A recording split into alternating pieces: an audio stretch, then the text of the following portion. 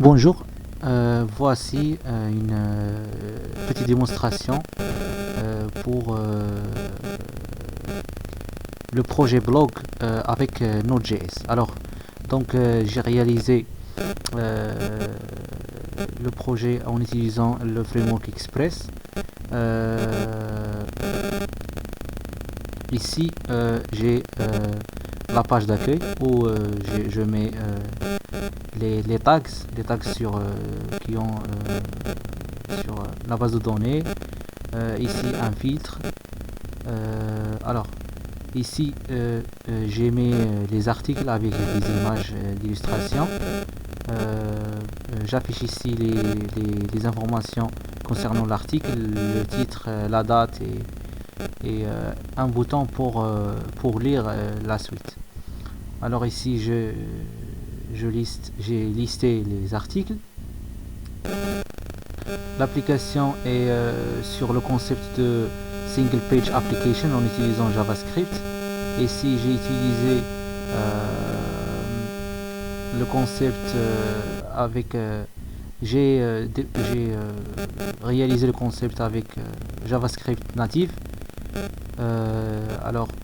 J'ai utilisé ici un classe view qui est un classe global, puis des classes qui héritent de ce classe, par exemple le home où j'affiche les articles. J'ai utilisé ici deux fonctions, une fonction qui s'appelle get HTML content.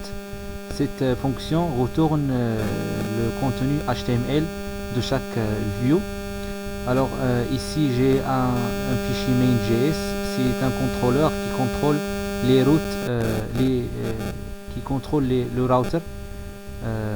Ici je vérifie le path, le location path, et je renvoie le vue convenable, convenable pour ce path. Je teste ici, par exemple, si je veux lire le contenu d'un article. Ici j'affiche l'article, j'affiche donc sans rafraîchir la page, j'affiche l'article, l'auteur, la date et le contenu de l'article. Voilà, ici j'affiche les commentaires de l'article, la date, etc. Et si je veux par exemple ajouter un commentaire, j'ajoute ici un test comment et j'ajoute le commentaire. Le commentaire va être affiché ici en bas, et le nombre des commentaires ici. Par exemple un autre commentaire.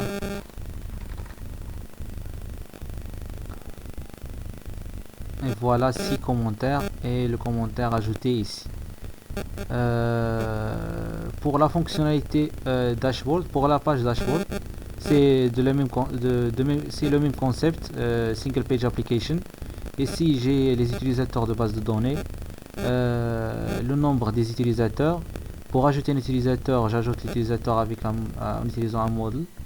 Par exemple, utilisateur ici.